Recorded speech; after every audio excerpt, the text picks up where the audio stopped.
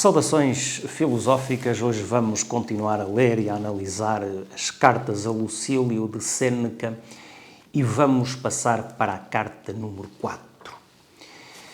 Então, Sêneca inicia assim a carta número 4. Prossegue a vida que encetaste, apressa-te quanto puderes, para mais tempo de ser dado usufruir de um espírito correto e equilibrado. Podemos perguntar o que é um espírito correto e equilibrado. Certamente será o espírito de alguém que está alinhado com as doutrinas do estoicismo. Será, no fundo, como mais à frente diz Sêneca, uma alma livre de toda a mácula e resplandecente. Uma alma resplandecente é uma alma que brilha no meio da escuridão do mundo. No parágrafo seguinte, Sêneca faz uma contraposição entre a mentalidade infantil, o pueril, e a mentalidade filosófica. E claro que aqui nós podemos colocar uma questão, então, mas se de facto as crianças são tão hábeis a colocar problemas filosóficos, bem mais do que a maior parte dos adultos, como é que se justifica que Sêneca as exclua assim do domínio filosófico? Na realidade, Sêneca está a referir-se a uma característica peculiar das crianças, que é o facto de elas temerem coisas sem importância. Diz Sêneca que as crianças temem coisas sem importância e os recém-nascidos coisas inexistentes. E acrescenta, nós tememos umas e outras. Este nós refere-se, obviamente, aos adultos desprovidos de mentalidade filosófica. E entre as coisas que nós tememos, portanto, coisas sem importância e coisas inexistentes, está, obviamente, a morte.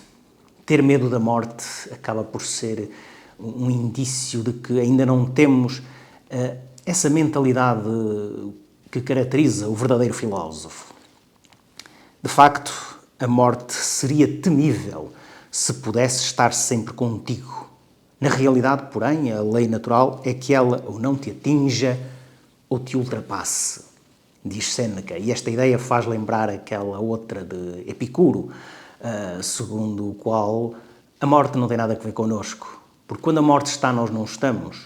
E quando nós estamos, a morte não está. Portanto, é insensato temer a morte. Não faz qualquer sentido. Em seguida, Sêneca vai chamar a atenção para o facto de que ninguém pode obter uma vida segura se continuamente pensar em prolongá-la, se considerar entre os bens mais preciosos um grande número de anos. A pessoa que quer viver muitos anos, que tem isso quase como um projeto, certamente que não pode estar a viver uma vida segura. Ela vai estar sempre preocupada, em viver esse, enfim, não diríamos eternamente, porque isso é impossível, mas viver um maior número de anos possível e acaba por não viver efetivamente os anos que lhe são oferecidos pela natureza, pela lei natural.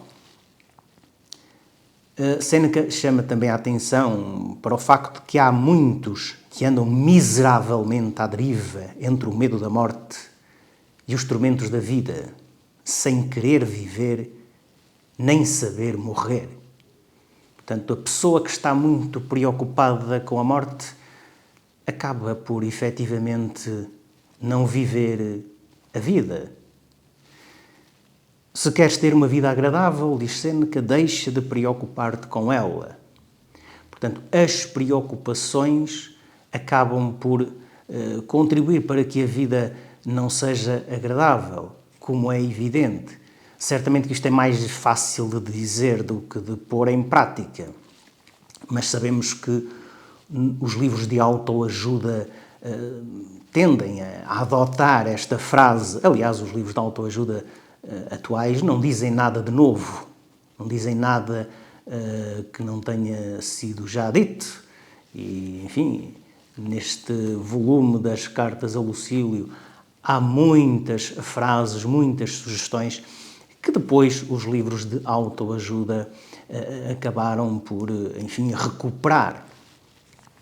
Nenhum objeto dá bem-estar ao seu possuidor, senão quando este está preparado para ficar sem ele. Portanto, Séneca chama aqui a atenção para a necessidade de desprendimento, de desapego, de viver com leveza, sem tensão.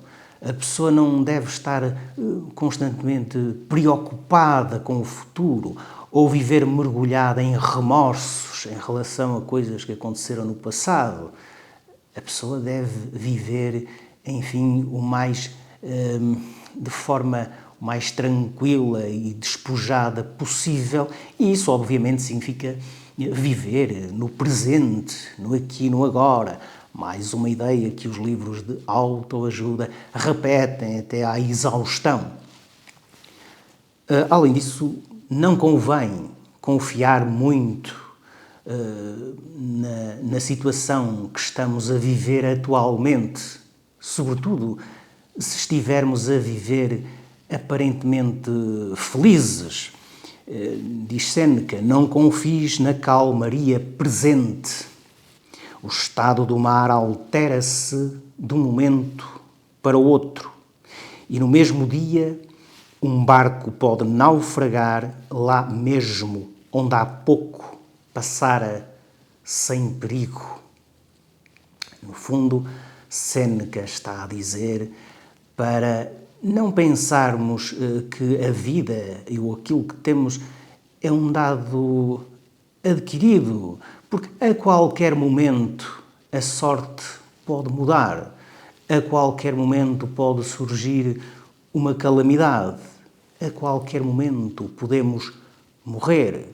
No fundo, é aquela história da morte certa em hora incerta. E o que contribui para isso pode ser de caráter natural ou também de caráter humano. É para isso que apontam as palavras de Séneca que vêm a seguir. Qualquer escravo, diz Séneca, terá sobre ti poder de vida e de morte. Podes estar certo disto. Quem despreza a própria vida é absoluto senhor da tua. Quer dizer, aquela pessoa que não tem nada a perder, que despreza a sua própria vida, acaba por ter poder sobre aquelas outras pessoas que prezam muito a sua vida e que certamente não estão dispostas a morrer. Portanto, o que Séneca está aqui a chamar a atenção para uma forma de poder que pertence àqueles que estão dispostos a perder tudo. Finalmente, Séneca vai chamar a atenção para uma ideia que é recorrente na sua obra e que, de resto, já aparece nas cartas anteriores, e é uma ideia que ele colheu num jardim alheio. Este jardim alheio é, obviamente, Epicuro. Diz Séneca, uma verdadeira riqueza é a pobreza conforme à lei natural. Então, esta será a frase, a máxima que ele colheu no dia em que escreveu isto, porque ele diz uma máxima que li hoje e que também ela foi colhida num jardim alheio. E então segue-se essa máxima. Uma verdadeira riqueza é a pobreza conforme à lei natural. Mais uma vez, Séneca não está propriamente a elogiar a pobreza. O que ele está a dizer é que se a pobreza for conforme à lei natural, ou seja, se a pessoa tiver o necessário e o suficiente, à partida ela já é rica. Essa é que é a verdadeira riqueza, como aliás sugerem depois estas palavras finais. O indispensável está ao nosso alcance.